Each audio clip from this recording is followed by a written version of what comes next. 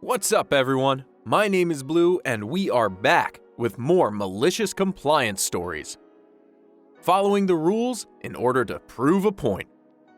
If you haven't yet, please consider subscribing to our channel. And with that, let's get into it.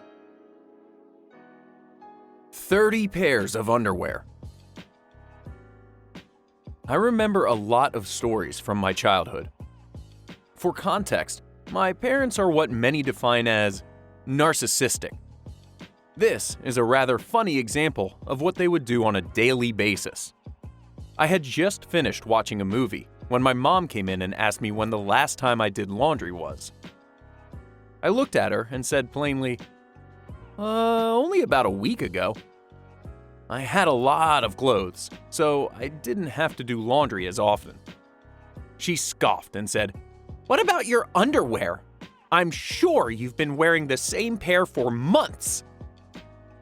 I tried not to laugh and told her that I change my underwear every day. "Oh, sure. I know you don't have 30 pairs of underwear." She frowned at me. "Actually, I do," I said. "Then show me," she shouted back. I smiled as she left and did exactly what she said. I got a small box, went into my closet and dresser, and began collecting every pair of underwear I could. After about 15 minutes or so of gathering underwear, I walked out of my room to her and thrust the box in front of her. "What is this?" she demanded to know. 30 pairs of underwear, just like you asked. I smiled at her. She gave me an icy glare and started counting them out one by one. "This is only 29, she said when she was done. "Oh, my bad."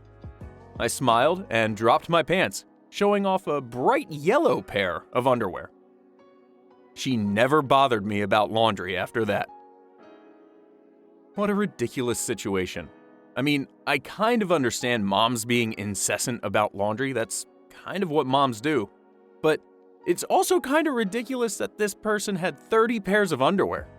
I don't know, maybe it's just like a guy thing, but I think I have maybe 7 pairs. Do laundry once a week? Kind of makes sense, right? I don't know. To each their own, I guess. Only facilities department can move nameplates. I work in an office with cubicles. Each person's cube has a nameplate near the entry, as is standard in most offices. Our facilities department is officially in charge of making sure the plates are correct, ordering new ones when we hire someone new, etc. But they're not very fast at getting this stuff done.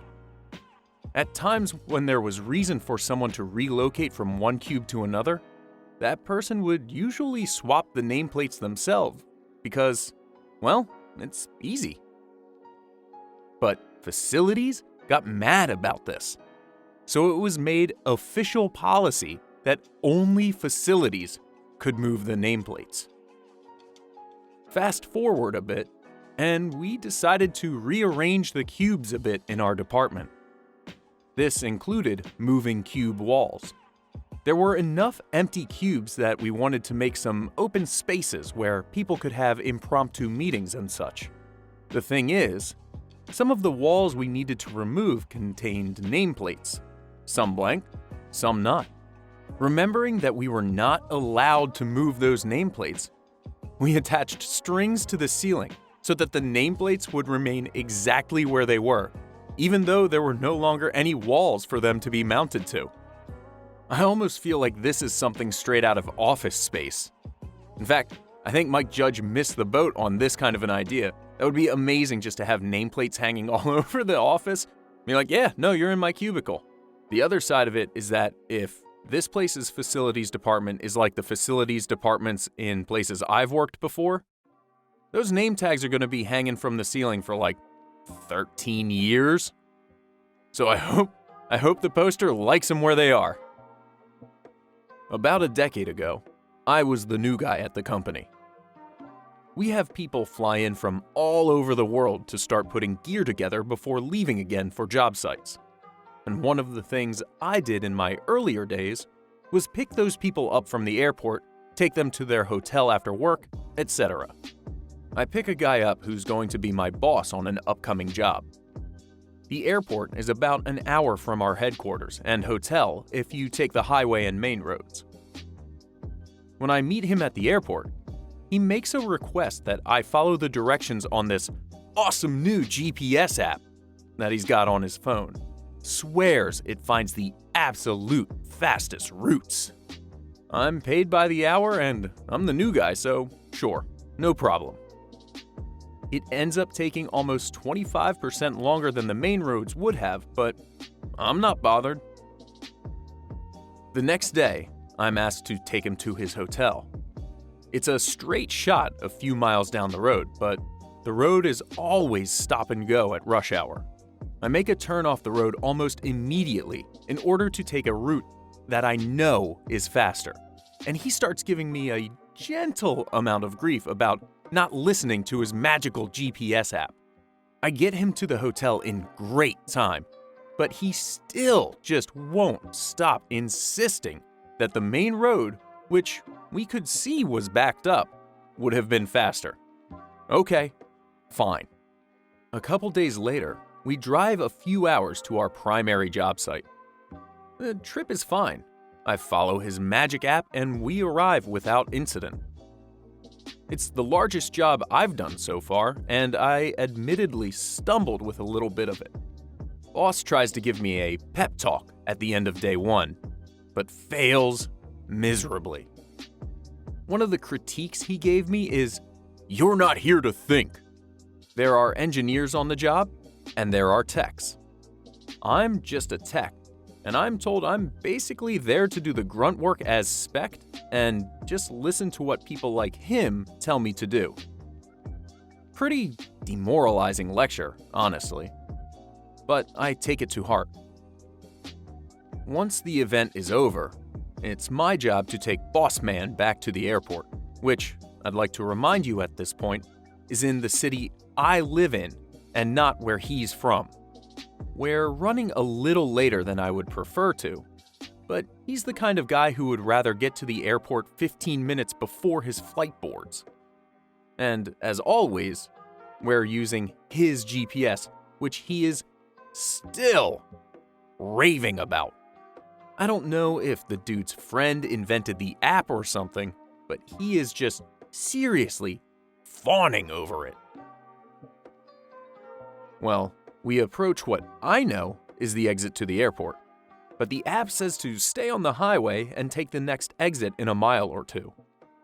So I follow the app, having learned my lesson from the boss, and soon we're stopped dead in a tight, single-lane construction zone. Boss realizes this and starts to panic, and then starts asking if I'm sure I took the right route.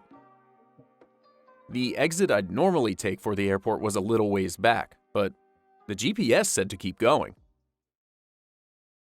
"You went past the exit for the airport?" His voice is raised, but not shouting. "I went past an exit for the airport," I calmly replied. "I'm sure this one will get us there, but with the speed traffic is moving, I don't know if we'll make your flight. It's already a pretty tight connection." He shouted at me this time. "What were you thinking?" Since the car was stopped dead, I turned my head so I could meet his eyes and very blankly said, "I'm not here to think." If Uber had existed there at the time, I think he would have gotten out of the car with his bag and called for a ride. As it is, I spent the rest of the trip listening to him yell at some poor airline agent about getting his flight rebooked, since it was at this point that he wasn't going to get there in time. And the thing is, this really wasn't even malicious on my end. I was just too timid to rock the boat anymore, so I was doing things exactly as I was told. Not my fault that it bit him in the butt. You gotta love when the boss tells you not to think, and then gets mad at you for not thinking. I've been in that situation too, and it's so gratifying when the boss's orders come back to bite them. So gratifying. And that's all the time we have for these malicious compliance stories today. If you like these stories, make sure to hit that thumbs up. And if you haven't yet, please consider subscribing to our channel. Thanks for listening. Catch you later, everybody.